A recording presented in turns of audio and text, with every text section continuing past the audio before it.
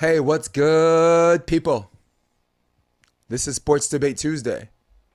This is episode 73. And that guy looking at his girlfriend off camera is Rob McLean. And the episode starts right now.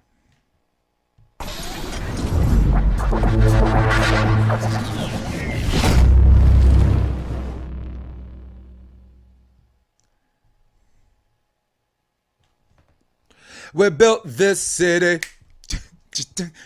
We built this city on rock and roll. We built this city. We built this city on rock and roll. What's up, people? This is episode 73 along with my man Rob. Keep it McLean. I am your host with the most, not your hostess with the mostest. I always mess that up. I'm Jason DeBillius, and we are ready to go. Big weekend, first quarter of football, man. Pretty good. Mixed martial arts main event this weekend. Expected to deliver, and it came up way short. We got to shame or not to shame. We got a trail of little quick questions, not to mention our pick six. Congratulations to me on that one. I think I was... Oh, Theo Brunner was 5-1. I was 5-1. My man Rob McLean, 2-4 on that. He's got some catching up to do. But first things first. Rob, we're in one quarter of the season, and we got what? We got one undefeated team left, right? We got who's that? Arizona. Arizona. Yeah. And someone's ill had to go, and then just last night were the Raiders undefeated too? Wow. Yeah, the Raiders were undefeated and they lost to the Chargers. Yeah, and I apologize to our fans too because I forgot to mention Carolina was undefeated last week too. I said there were 4 undefeated teams. There were 5, but someone's Dallas Cowboys took care of that on Thursday night. Dude, and just before we got on camera, who were we talking about? We were talking about that badass defender, right? Diggs, right? Yeah, man. Stefan's brother, man. Didn't know they were brothers. Who knew that? You know? You didn't know? No? Nah, man. Yeah, well, the Diggs, man. Diggs twins there. That's why someone was saying that they're going to have I think it was like one of the analysts. They're like, I can't wait for the 30 for 30 Diggs brothers to come out. Definitely. But, and, in the future. And we got to look in the stat book to see if one Diggs, the defensive Diggs, has more touchdown catches than the other one. They might be dead even. The receiver in the corner. I think Diggs returned one for a TD though, and I don't think Stefan's got one yet. I think, look, he got 114 yards receiving. You know, I'm gonna watch Buffalo. He got 114 yards receiving, so I knew that. So because I follow my hey, let's go Buffalo. Rob, quick topic number 1. All right, Kyler Murray, the Cards, whooping on the Rams Sunday. They're the last undefeated team. So 4 games in, we're pretty much one quarter into this season, virtually one quarter because I think there's 17 games now. So Rob, the question is, who are your top 5 quarterbacks so far the first 4 games? Not GOAT, not the GOAT, not the best quarterback ever, not the projected best quarterback of the season. On these 4 games and based on these 4 games, who are your top 5 quarterbacks? Today, little special day. I think I'm gonna go first, as if people don't want to hear more of my mouth, right? All right, so my number 5 is Russell Wilson. Why? Because I'm biased. Because that guy, no matter what, he has a bad game, he always comes back. He has a good game. It's never on the news. The guy got quietly got 4 touchdown passes, almost 300 yards like the first game. No one even said anything because in their mind, some people think it's what they're supposed to do, and the haters, they just have to wait another week to pounce on why he's too small to play the game. I mean, we got a guy named Kyler Murray. Happens to look a little bit like him and happens to play a little bit like him, if you remember Russell at the beginning of the season, all right? My number 4, Patrick. Because he's Mahomes. You know he's Mahomes. How did you know? Because I told you so. First in the league in total touchdown passes. So, he's had a couple of hiccups and they were last place. 1 and 2 is like, oh my God, panic button. I mean, think of a baseball game. Someone was 1 and 2 and someone panicked. Someone was in last place. He should have said what Aaron Rodgers said. He should have said, RELAX, relax. I got this. He's my number 4. Number 3, Dak Prescott. One of my favorite quarterbacks on one of my most disliked teams. And not disliked teams because I don't like the Cowboys, but because I can't stand their nauseating, embarrassingly bad, annoying fan base. All right? But Dak Prescott, my man, played for I think Mississippi State. Has been doing his thing since he got in the league. First year, won double-digit games. I think they were 13-3. You like that? I like the way he's come back. He's got good legs. He's making better decisions. And he's I would like to say he's always had a good receiving core, but this time it's for I could say that. So I got him at number 3. Number 2, Kyler Murray, man. Kyler Murray's the quarterback on the lone undefeated team with a coach that no one would have given a chance in hell. This coach came into the season, into his rookie season with a losing college record. It's like, how the hell did this guy get hired? But I guess somebody saw something we didn't. He saw something in this kid, and this kid right now is first in the league in completions and fourth in yards per game, Kyler Murray. And my number 1, everyone might think it's someone else, but it's not. It's Tom Brady. My boyfriend's back, bigger than before. Hey la, hey la. My boyfriend's back, second in the league in yards per game, first in the league in completion percentage. Very, very efficient. He's had some hiccups. Gronkowski's missed a game. Antonio Brown's missed a game. No Antonio Brown, no Gronkowski, no problem. Though he had no touchdown passes against the New England game, his football maturity dictates that he has to find a way to win by any means necessary, and he did that, albeit a missed field goal. Those are my top 5. Rob, who are your top 5 quarterbacks the first 4 games this season? Yeah, so first 4 games of the season, so not, the whole season, like I'm saying, but yeah, for me to start off for the same reasons that you mentioned for Russell, but I'm going to say for Patrick Mahomes. He's kind of had to deal with a lot of stuff. He's had amazing plays, but just for me, the consistency is not there. And when you know what you've seen from him, I know there's a lot of things changing. They have literally an entire new offensive line, but still, the team affects the player, and he's doing the best that he can. But there's still a little bit of inconsistency there, and I look for him to pick it up. But for the first 4 games of the season, he's definitely my top 5. There's no way this guy would be outside anybody's top 5 of anything. So for my number 4, I got Kyler. I think he's done an amazing job of growing each season. He's never really had a slump season, even though they didn't finish very well last year or the year before that. The way they wanted to finish. He's still made his leaps and bounds each year. He's never had like a terrible fall off period. And this is just him growing. I think going to your point, I think Cliff Kingsbury just saw the change of the league as opposed to maybe just the type of player that he is, and noticed that, this guy perfectly fits our system. We just have to keep rolling with it. As soon as they brought him in, you knew everything was going to be fine with him on offense. So yeah, defense is finally showing up, making him a better player. So my number 3 is Dak. Unfortunately, I have to pick him because, facts are facts. You can't deny what he's doing. I think he had 187 yards this past game, but he still scored 4 touchdowns. Like, he's just playing at such a high level. You have to put him in there. It's great to see, coming back off injury. We'll see if he keeps it up. But for the first 4 games, he's right there. That injury looked terrible too, man. Yep. Go ahead. It did. And then my number 2 is Aaron Rodgers. Again, I don't know how you don't put him on this list, but the first game of the year was pretty rough. But after that, not only has he faced tougher opponents, but he's had much better games. And it was just crazy to see. It's crazy to see the first week how bad he was, or how bad the team was, but also how amazing they can turn it around the next couple weeks and just dominate. And yeah, he's just been my favorite player to watch, but probably the best in the league. But again, you have to give Tom Brady the number 1. I don't care who it is, because even if he's not the best player, he's going to win. Even if it's not against, his team's not the best of the underdog, he's going to win. So if you can't lose, you got to be number 1. So Tom Brady's got to be number 1 no matter what. And until he shows a different level of play, which again, he showed a higher level of play this year than I would say even last year.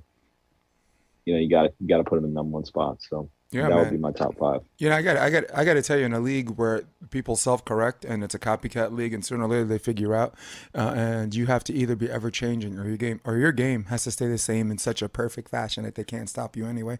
It's a testament to how good this man is, and again, he knows when to manage games. No one knows when to not turn over the ball. We're gonna explore like how that game ended somewhere later in this podcast, of course. So. And guys, off camera, this dude Rob is like, how the hell, Jason? How the hell could you not have Aaron Rodgers in your top Crazy, five? man. he's It's been crazy. he's been very polite to me on camera, but I gotta tell you, I got an ass whooping from this guy before the episode started. He's like, wait, I have one question before we start. I was just trying to bump Russell off. That's all. And for anybody, why not that guy? All right, so. Um, All right, so hey, that was pretty quick. That is our quarter. That's the first topic. That's the NFL, our top five quarterbacks, and now we get into topic two. It's our weekly pick six. This week, we had in your challenge of beat the host, we had our man Theo Brunner. I'll put him up. There goes Theo. Theo Brunner, big time, multiple time AVP champion, one of the best blockers. I would think like a top 10 or top 15 blocker in the world. Certainly number 2 or 3 on the domestic tour, right? I can't think of too many people better than him. You got Jake, who's got good technique. Phil, who's been the best in the world for a long time, and then you got Theo. Theo's more streaky than they are, but. I remember someone asked him if he was like a sneaky blocker, and like Casey Patterson was his partner. I was like, oh, what kind of question was that? But Theo Brunner, hey, big up, bro. 5-1. Um, the host. I was 5-1. My man Rob this week, not such a good week, 2-4. But he doesn't have too many of them, and I'm just trying to keep as big a lead as I can before I kind of wait for it, because the reason why I even do this pick six is because my partner in crime here happens to be exceptionally good at it. So probably have Not this year. Kristen Nuss do our pick six with us this week. She we haven't communicated on the picks yet, but as long as the Saints are in the pick six, she's probably interested. She's a big time New Orleans Saints fan. So Rob, let's go to our pick six. I'd like for you to go first on this first one. We got the Rams visiting the Seahawks. That's a big game at the Big 12. It is. Man, I think the Seahawks are going to pull off a victory, and the Rams are going to shut them down. That's what I feel like, but honestly, Aaron Donald, I think he's going to blow up a team that bases their wins off of running, and it didn't work last week against Kyler, so because they're not really built that way. But I think the matchup dictates that I'm going to go with the Rams here. When you see the Rams play the Seahawks, like if you look at the last 10 games, you'd be surprised at how many games the Rams have won out of that. Even when the Rams were bad, even when Coach Jeff Fisher was there, he's always found a way to beat the Seahawks, not once but twice. This is a home game, but that never seemed to matter to the Rams. And who are you picking on this one? I got the Rams. You got the Rams. I think I hate to pick against my boy, man, but I got to go Rams on this one too. I think there's just the Rams have too much pressure on the front forward. Russell does need some time to throw the ball, and his receivers do need some time to get free. And that front forward does a really good job checking the running back as well. So I got to go Rams on this one. It's going to be a long day for Russell Wilson. And I don't know. I think they're going to silence that 12 crowd, that 12-man crowd. That's what it's called, not Big 12, 12-man crowd. Game number 2 on our pick 6 is the Eagles and the Panthers. I'll go first on this one. Sam Darnold, rough outing last week, but you know what? He has really shown how many tools he had in his toolbox. I've never really thought of him very much in the beginning, but in his defense, he was playing for the Jets. He's playing for the Panthers now. Matt Rule's a good coach. I picked the Panthers on this one. The Eagles continue to struggle. Yeah, I want to pick the Eagles. I really like what they're doing. I really do think that they're going to win. But I think the safe pick is to pick the Panthers. I think, again, barring last week, they've been a really consistent, tough team to play. But, man, I think I'm going to go with my gut on this one. I'm going to go with the Eagles. Lone Wolf, baby. That's right. That's right. All right. Shishing. Game 3, we got the Green Bay Packers visiting the Cincinnati Bengals. Who you got, buddy? Man, that's really tough.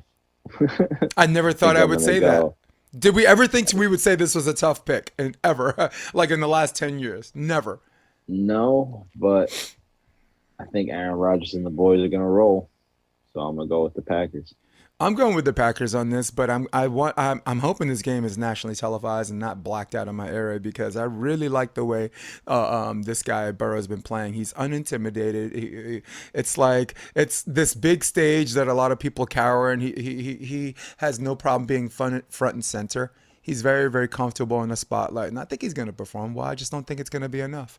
I think Exactly. Aaron Jones and Aaron Rodgers are going to do well, and they're going to run well on this one. Game 4. I'm going to go first on this one. The Saints, the New Orleans Saints visiting that Washington football team. Oh my God. Come to think of it, I'll have a Heineke, but nah, I think I'll have a Jameis instead. Okay. All right, let's do Jameis Winston. I think he's been up and down, but I think he's well coached. And I think the Saints, even though they do better at home, it doesn't really mean shit to them this year. I mean, their defense has been pretty stout on the road the last couple of years, and I think this is the game that Winston's up. He's going to be up and down all year. It's going to be a roller coaster ride, but I think he's at the high point. I go Saints. Speaking of You know, defense, I want to go Saints too, but Washington's I don't defense know. too. Washington played a tough game yesterday, and I was not expecting it. I don't really like the Chad Henneke get through, but he's streaky, you know. Um, but I thought that they did the most they could. They're not going to put up many points, so it's really going to be on the defense. I think that if I remember correctly, Washington's had a lot of injuries. Um, but they still got Chase Young there. It's just I don't think it's enough defensively to hold the other team to a certain amount. So I'm gonna have to go against the Redskins this week, and yeah, hopefully I get good results. Nice. So So you're going Redskins? Are you going? Sorry, Washington football team. yeah, no, I'm going. Shoot, who are they playing against? I'm going against. Saints. You going Yeah, Saints? Saints. Yeah, Okay. because I think the Giants. I think they just had a good game against them. Because honestly, the Saints look freaking good. Yep. I just was surprised they lost. So Nice. All right, we got the Bears against the Raiders. Rob, you're first. both teams that screwed me last week. Yeah. This might be like Cowboys and Browns last year. Right? I don't even know. Man, uh, I'm gonna go with the Bears. Go with the Bears. They got a good, tough defense. Um, something is gonna work out with the quarterback. Dalton either comes back and doesn't play well. They put in Fields. They know how to work with them. They worked well last week. Yeah, I'm gonna have to go with the Bears and be confident about it. Yeah. People could be hypocrites. See, the same people that are like, "Oh my God, you draft this guy top 10. Don't you want to see if he's your guy or not?" Are the same people that will be like, "Oh, wait, don't start Fields. It's too soon. It's too soon. You're gonna break his psyche." It's like, make up your fucking minds, guys. I like what Fields doing, but I think Fields is gonna have another rough week against a very, very ridiculously psychologically altering team in the Las Vegas Raiders. I think that game's going to be in Vegas. They're going to be rocking. I don't see Gruden losing multiple games against mediocre teams. I don't see him losing 2 in a row this week. I go Raiders. I'll go first on this one. The Chiefs are hosting the Buffalo Bills. Now you watch your. I already know who you're gonna pick, so I'm gonna go first on this one. All right. I gotta go with the Buffalo Bills. If the Buffalo Bills lose this one, I'll take that L. I think I'm gonna be right 14 out of 17 times this year if I pick the Bills every single time, and I'm riding with my guys. I think a nice 14-3 record with my Buffalo Bills is adequate. I think it's going to be a shootout, and you never picked a shootout against Mahomes. But if you're going to pick a shootout, if you're ever going to pick one team, it'd be this team. It'd be the Buffalo Bills. Stylistic nightmare, right? They have every reason to lose this game. They lost to the Chiefs twice last year, but I'm going with them because I disqualify myself from being objective. I'm going with my heart, not my head. Yeah, every week the Chiefs play more, I'm going to choose them more and more. I'm going to stop picking against them because their line's only going to get better. Their defense is only going to get healthier. And Mahomes and Tyreek Hill, teams are trying to do different things against them, and this guy's still racking up 130 yards a game. It's ridiculous. So I just don't see people stopping them. And eventually this guy is going to have at least a couple games, maybe 5 games in the rest of the season where he's feeling it, quote unquote. He hasn't had a single game like that the entire season where Patrick Mahomes just does him. He just kills it, So I think that's going to be one of these games. And no offense to the Buffalo Bills, maybe it's the organization and the fans really wanting a win, or it's just the pressure of never winning the Super Bowl or whatever it is. But there's just so much on Josh Allen on trying to, as opposed to just being a quarterback, that I feel like he does fold in big games. And I don't think it's just on him. I think there's just a lot of pressure on that football team, on the, the whole got to win a Super Bowl, Jim Kelly didn't do it, it's just, I think that there's a lot of pressure all the time for these big games, and it's just not going to work out for him in the early parts of his career. And he's just got to kind of go through the grind. And I think this is going to be another one where Patrick Mahomes is going to come through. I'm not going to say he's going to roll him. No. But he's going to put up some points. They've had 2 weeks in a row of pretty easy wins, So we'll see what the Buffalo Bills are made of. But I think it's going to be a close game, high scoring, but Chiefs are going to come out of it. I will say this. Buffalo does not want to be put in a position where you have to stop Kansas City from getting a first down. If they're leading by like 2 or 3 and Buffalo's playing defense and they need to stop, Kansas City always think of all of the wins they got where they just secured first down, like with 2 minutes left. They been smart enough to stay in bounds, like Tyreek Hill and these guys. They're just so well coached. I mean, not just a bunch of athletes that can run and jump and catch and hit.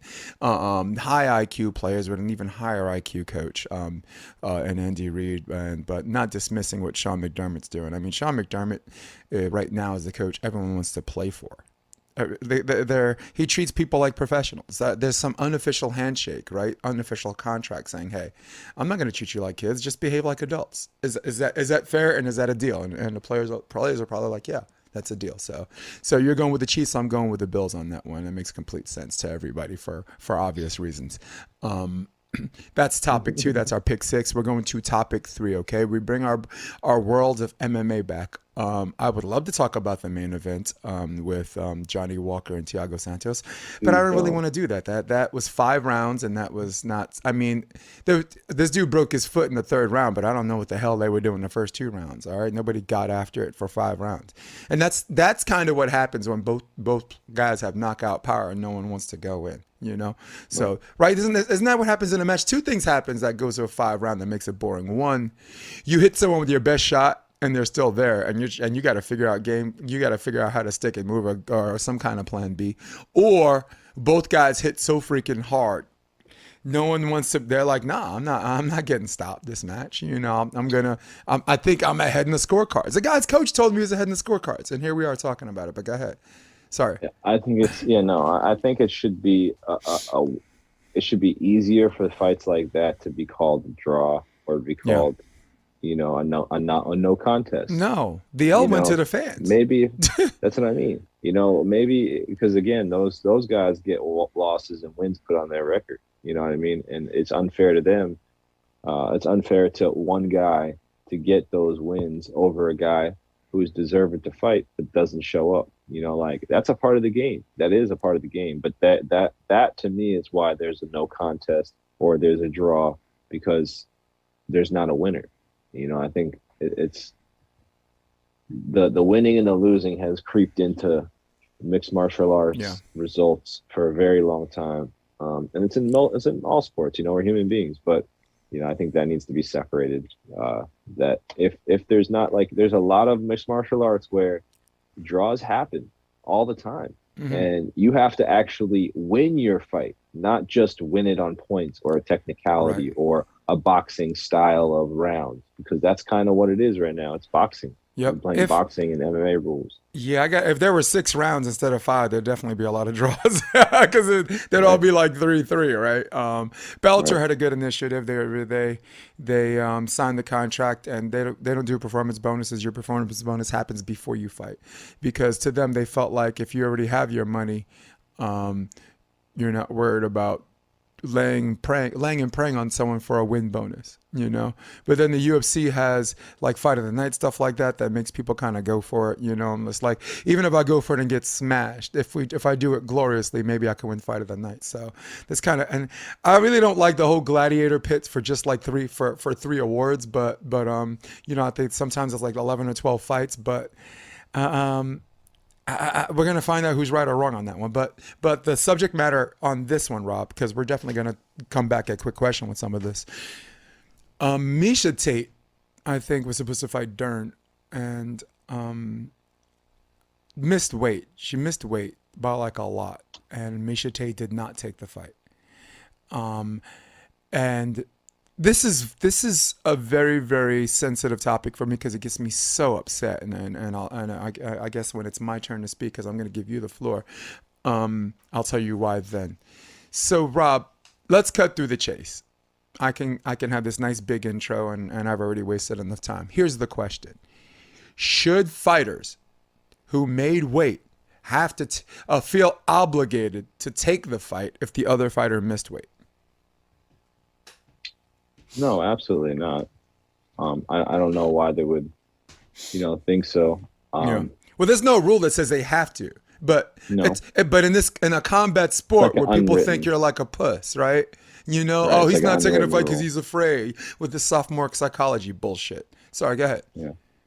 No, I mean, as long as their pay cut doesn't get, cut, I wouldn't say that it's an issue. I think the issue is more of when, and you mentioned it actually a lot of times when they do take the fight and they end up losing, and they actually affects their ranking and it affects their future going forward, because they wanted to not only take the fight for the money that they're going to win or could win in a performance bonus, Right. but if they lose, it actually affects their ranking and where they go. And um, even if not for the ranking in UFC, psychologically it can affect you.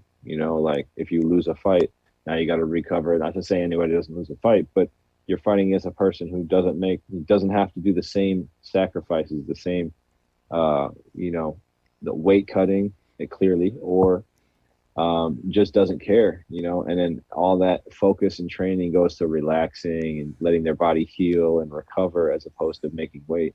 It's a big disadvantage. So it's almost to the question of should they even allow the fights to happen if they miss the weight. I think they need to just have more backup fights. But again, is that even fair? You know, what is that's why I think it's so difficult. Like, what is really fair? Because, like you're saying, at the end of the day, is it going to be pushed on the fighter to have to fight a different guy? If a different guy comes in there immediately, is it a different type of a fight? Is it going to make the fighter who was there unprepared to play, fight against a guy last minute? You know, it, it's it's very difficult because each fighter is different. They don't really have a fighters association. So Hmm. yeah, it's a very difficult situation. I think this is one of the biggest things in the fight game is that there's not a solidary voice on many issues. So all these players kind of don't have a way to speak up. They're all individual voices speaking against a conglomerate or a business. But yeah, this is a big issue. What do you do about making weight? About fighters making weight? Do you take away their purses? We've kind of covered this one time before. It was Do well. Right now, you? it's 30% of their purse. Yeah, but do you take away their entire purse?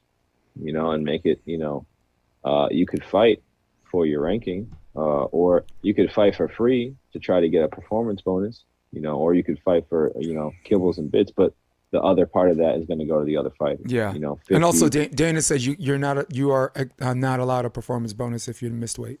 So you could give, you know what Well, happens if you get fight of the night? Both $50,000 go to your competitor. yeah, Ooh, Dana said pays to yeah, make weight. that's it. That's what he said. He said pays to make weight. Go ahead. But I think I mean that's a tough incentive, but it's a tough incentive for fighters who actually have a chance of making that fight of the night. Because if you're Mm-hmm. fighting, I mean, there's a lot of fights, you know. But if you're fighting on the UFC card, there's the bottom 12 fights that will never get a performance bonus. So if you don't make weight there, you're really crushing yourself.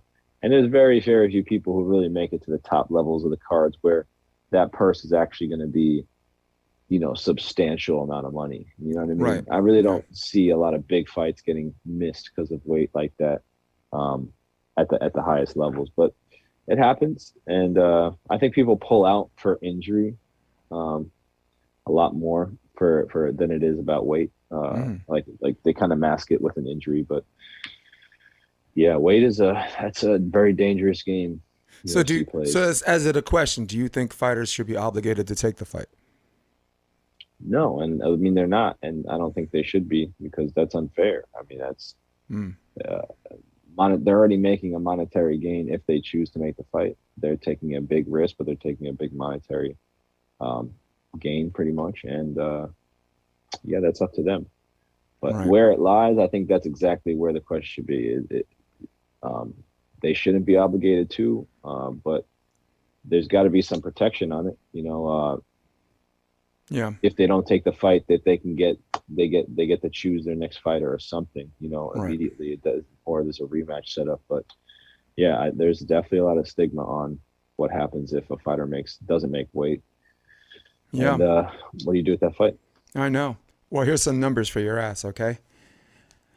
The average number of pounds people have missed weight so far the last couple of years, 2.4 pounds. The average number of weight people miss weight by 2.4 pounds. Large.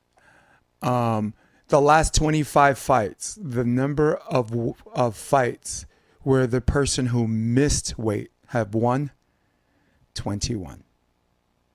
The percentage of the fighters lose for missing weight, 30%. The number of the number or the look on someone's face that if you change the rule and gave the fighter who made weight the show up purse and the winner's purse, priceless. Because right now they only get Dana does award them their show money because they were professional. You have this is what pisses me off about this. You really have two jobs. All the rest of that stuff, you set your own hours, you set your own training team, you can train yourself, you can coach yourself, you can hire a whole bunch the best people in the world to train you. You can choose to cut weight during training, which is something we saw George St. Pierre do it. He did it more organically, and he did some sauna time to cut maybe 5 pounds. But you got some of these cats cutting like as much as almost 20 pounds the beginning of the week to a fight week. They're in the hotel miserable as F because they're trying to lose these whatever. But to me, all right, the answer is no. They should not be obligated to take the fight. And I know they'll get blowback, be like, oh, he's a puss. He don't want to take the fight. He's scared. Yeah, I mean, they try to goad you into this sophomore psychology, which really works on alpha males. It's a time-tested thing, and we're dumb as shit because of it. All right? So, no, they shouldn't be obligated. But I will say this. The incentive for fighters to take the fight or not. Here's the thing, Rob. If they got the show bonus and the win bonus, how many fighters do you think would say, nah, I'm good, I'm not taking this fight? Probably all of them. Because they're fighting. Let's say you get 20,000 to show. You get another 20 to win. You basically double if you win. 35 to show, 70 to win. You get your 70 on a day's work. I'm not hurt. Put me on, I'm not on any suspension list because I got hurt, like on 120 suspension list because of your eye or this or that. I'm not injured. Hey, Let's hit the reset button. We could fight this. This guy can pay me again and miss weight again. There would be a huge incentive not to take the fight if the fighters got the show money and the win money, which will never happen. I mean, I don't know what the hell Dana White's problem is. He's out there doing $7 million at the craps table, but this fighter's on a fucking GoFundMe, and it's the cool thing about Dana in his defense though. Once he finds out someone's struggling, is like, hey, all right. You know what? This don't feel right. Let's make it right. So, to answer your question, I'm with you. They shouldn't be obligated, and they shouldn't be shamed into not taking the fight. You have two jobs to do. The two real jobs is to show up and make weight and show up to fight. Right? I mean, that's me. Rob's like, next topic. I definitely agree. Unfortunately, that's like the same thing with volleyball. Is like there's a lot of freedom, but that freedom also, takes a little bit of structure. Yeah, it does. But dude, 21-4 is the win-loss record in favor of the fighters who don't make weight. So when you take the fight, it's an incentive to miss weight. You increases your chances of whatever. And some of them give up 2 days before. It's like, fuck it. He's going to take the fight anyway. I'll just miss the weight. Like you said, I'll take the 30% cut, but I move up in the rankings, and the higher ranked I am, then the higher my next fight is on my contract. You know what I'm saying? The more money because I'm higher in the rankings. So Oliveira did that and missed weight a bunch of times, and he's getting paid. So who else? Yoel Romero, he's missed weight in very important fights. He missed it against Whitaker. He missed it against Luke Rocco. He would have been the champion. He knocked out Luke Rocco. He would have been the champion. And he put the UFC in a situation where he won and there was still no champ. So that's a shame. That's a shame. And guess what? That's where we're going to. That's our next topic, ladies and gentlemen. Ladies and gentlemen, topic number 4 is to shame or not to shame. Shame. Shame. Shame. Shame. Shame. Okay, buddy, let's switch it. Let's pause it. And let's see where we are. Bobby McGee, or should I say Rob, keep it. McLean. To shame or not to shame, Rob? The Patriots went for a 56-yard field goal instead of trying to move closer, as some critics would prescribe, to get closer into field goal range with 52 seconds left. Very, very long kick for Nick Folk. Going for it on 56 yards, it was 4th down. To shame or not to shame, Rob? No shame or shame? Yeah, I mean, I think I'd probably have to say shame on this one just because, I understand in 4th down, might as well get the opportunity if you can. But, Mac Jones played a really nice game. He's in control of the court. Like this is what he does. He puts the ball where it needs to be. I think you got to trust the system that you're creating. And I think if there was Tom Brady, they would have gone for that, So I'm not saying that Mac Jones is Tom Brady, but that's the way you got to treat him. That's the way you made Tom become that player, is by just saying, hey, if he fails, he fails. But if not, you got to give him his chance. If he's 31 for 40, you got to give him a chance to go for 5-10 yards just to get a little bit closer of a field goal for a game-winning field goal. It's I think it's a bad choice. But, hey, on to the next one. They got a great quarterback. They're going to have a great future. And there's the horn, which we don't hear, but we'll hear later. Rob, I got to go. This one, I'm very, very torn, but I'm leaning more towards no shame instead of shame. You had 3 downs to get close. You have 4th down. If you miss this, that's the game. They haven't been really moving the ball on 3rd and short and 4th anyway, even though Mac Jones did have 19 straight completions, so he was on fire. So maybe there was a level of dependency to see if your guy could show up Tom Brady in his homecoming party. It would be a true passing of the torch and the biggest age gap in the quarterback competition in the history of the NFL. Nick Folk, I believe his long one was 54. Anything within 45 to 50, he's very steady. He kicks it right through the uprights. You never really have to worry about it going in. But every time he's tried, pretty much every time he's tried a field goal attempt above 55 yards, it veers a little bit. Sometimes it falls just short. He doesn't necessarily have a strong leg. His leg qualifies as strong enough. This time it was strong enough to go through the uprights, but it veered a little bit too much left. And just like the wrestler Doink the Clown, this thing doinked left and out of bounds. And too bad for them. They went for it was a good game, and it was a decision to make. And sometimes your hands is in the fate of the kicker, something that the Patriots are more than familiar with. They won 2 Super Bowls because of it, right? A la Adam Vinatieri, right? Who I thought should have at least gotten 1 Super Bowl MVP out of those 3 wins. They were decided by the kick. Yeah, so shame for you, no shame for me on that part, and the real winner is the Patriots, because I think they know they got their man, Mac Jones, as they keep developing him. Right. So. Yeah. Agreed. All right. So, Rob, we're going to quick question. Quick question. All right, Rob, quick question. Should Hail Marys count as interceptions in a record book? Of course. Yeah. I agree. I mean, if the touchdown counts, right? You just shouldn't throw other ones. Right. No one's going to throw a 0. Yeah. Damn. Next question. Who the hell? Team touchdown. The person that came up with that question should be horsewhipped. Quick question. Did the Bucks win over New England feel like a loss to them? You're trying to read their minds a little bit. Does some of them walk away feeling like it's a loss? I'll go first. A lot of them did feel that way. But to Tom Brady, who's been in the game long enough, he's like, a win is a win is a win. Thoughts? Yeah, Felt like a loss or no?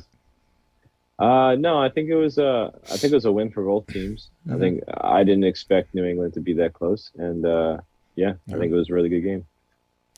Quick question, Rob: is the Browns' defense for real? Definitely. Yeah, Baby on Clowney and Myles Garrett are monstrous together. We're New York guys, and I follow the Giants as much as I follow the Bills, man. If you remember their front four, the Browns got front four penetration without exotic blitzes. That team's a problem. Quick question, Rob. Yankees Red Sox, who wins tonight? One game, wild card. My heart says the Yankees, but the Red Sox, man, they always just have the kryptonite after they started doing this whole Billy Bean Moneyball thing. But yeah, they're a tough team. I think the Yankees win, but I think it's gonna be a great game no matter what. I go Yankees on this one. It's going to be an epic game. I mean, this game sells itself. It's the Yankees against the Red Sox. 2 very deserving teams, 2 really good teams, 2 teams capable of winning the World Series. Quick question. Are the Cards the best team in the NFC West right now? To me, my answer is emphatically yes. Yeah, I mean, they're definitely one of the best teams in the NL. So NFC West, yeah. Okay. It's just NL, period. Yeah. Quick question. Will the Steelers make it to 8-8? I believe so, and I think that their defense is just going to be monstrous. They went 11-2 last year on defense alone, and then when Ben Roethlisberger started getting involved, they sucked. So yeah, I think they make it to 8-8. They're just too well coached, and I think this should be Ben Roethlisberger's swan song. Even though they haven't set up any contingency plan for him, right? I mean, Cam Newton's out there unemployed, man. Get him in somewhere. Quick question. Dustin signs a contract to fight Oliveira for the belt. It's not even a question here. Thumbs up or thumbs down? Dustin Poirier against Oliveira for the belt. I mean, big thumbs up, but I think it's going to be a Charles Oliveira show though. So we're going to see what happens. It just might be his time, huh? He looks good, dude. He looks good. Conor looks so bad. Conor fought a boxer with boxing. Mm-hmm. Oliveira is not going to fight boxing, and Poirier, he's a great fighter, but he likes to stay standing. He doesn't. I mean, it's not that he can't, but Oliveira is going to change it up, and I think the same thing that happened with Michael Chandler is the same thing that's going to happen with Poirier. Yeah, and that's what I was going to say. Like, too much. I would have picked I would have picked Poirier in a heartbeat. But after watching what Oliveira did to Chandler, I'm a believer, man. And I saw her face. um, who are your? Okay, quick question. Should the pay? Okay, we already got that. Quick question. The Rams loss. Is it a minor setback or panic button? I think it's a minor setback. I was kind of disappointed too, but it was a big game. Either team could have come out and won. But I hope it's not a panic button. But man, that was not a good showing, straight up and down. That was not a good showing. No, I think no panic button, minor setback. I'm very much like the Bills in Pittsburgh. I call it a hiccup. Rob, quick question. Which first win was more difficult, the Jets or the Giants? More difficult. They both wound up in overtime. Yeah, no, they both had to sled through it. I think I would have to say the Jets. I mean, I thought that they the whole game they had to kind of work back, and they kind of came out of nowhere. And the Giants at a certain point of the game they kind of just turned it around, and then they literally took it all the way through overtime. Jets they kind of had to piece it together. Piece together something in the overtime, and it was. I think I have to say the Jets. I'm with you. I'm going the Jets. Honestly, there was a pass interference on fourth down, which allowed the Titans to actually stay alive and tie the game. And that kind of play usually prevents teams from winning games. It's like, oh shit, we had them. We almost had a good team, but the Jets stayed resilient.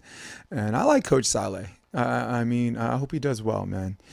Quick question, and this one might be quick, but I say this for last because it might have legs. Should marijuana be lifted from the banned substance list for combat sports?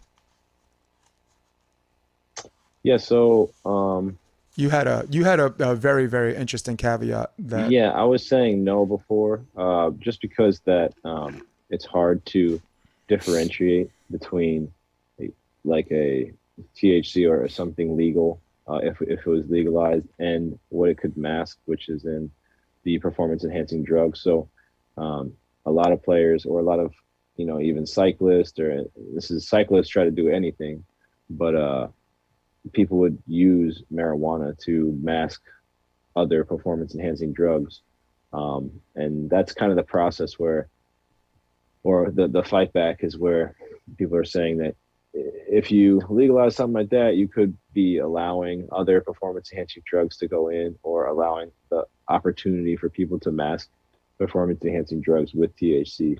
So it's just a slippery slope, and I think at the time I don't know where you go with that, but it is very difficult. I don't think it is time yet, because it's not even regulated in society. So I think it'd be hard to regulate that in sports yet, because once it does get regulated in society, it's going to change any type of fighting restrictions or allowances. So I think it's kind of just in flux at the moment, but USADA is never going to let that happen yet. Yeah, I agree with you. I think it should be lifted from the banned substance list, and I differentiate performance enhancing drugs with banned substances. I don't think it's a performance enhancing drug, even though you are more relaxed, and it certainly has its benefits of giving you an advantage of getting rid of certain nerves or whatever. But I don't see how marijuana is any more or less beneficial than you eating spinach to increase your iron level, eating Brazil nuts for your testosterone, or just taking natural supplements. It's a natural, you know what I'm saying? Like the herbs or whatever in this, these are natural products, but there has to be a better system of testing. Like if you just do a urine analysis test, and if you smoked weed 8 weeks ago, there'll be traces 8 weeks ago that come up on your test now to make people think that you pissed hot now. So if there's some kind of blood test or some kind of test where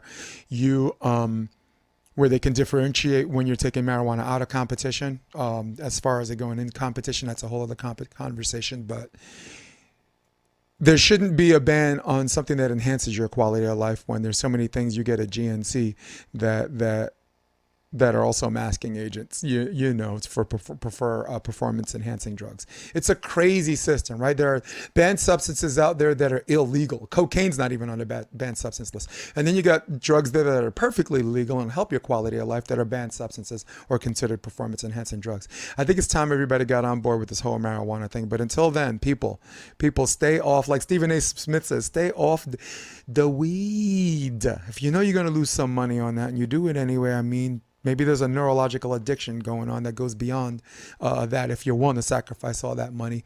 You know, some people call it lack of discipline and carelessness, but I think there's something more to it, and as far as neurology is concerned, which I'm not qualified to speak about, and that's where I close the door on that. Rob, that's the end of the quick question. All right, Robbie, but before we go, the only shout out I got is Kevin Holland. Kevin Holland didn't have a good fight.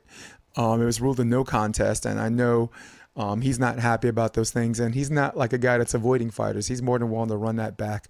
He's trying to get better at his wrestling. He's recruited pretty good wrestlers to help him with it, and you can see the significant improvement on getting up against these guys who are great grapplers. But that's not where my shout out comes from. Someone was getting carjacked. Kevin Holland literally ran down the car, yanked the guy out of the car, and took him down and waited for the police to come. That is some John Jones stuff right there. That was a whole. We say John Jones for next week. As all the facts come out, I didn't want to talk about John Jones this week. We'll talk about him next week. But to this week's shout out goes to Kevin Holland, because that man is a Superman in the cage, and he's obviously a Superman fighting crime outside of the cage. Kudos, Kevin Holland. Yeah, well, you know, stay happy, stay healthy, yo.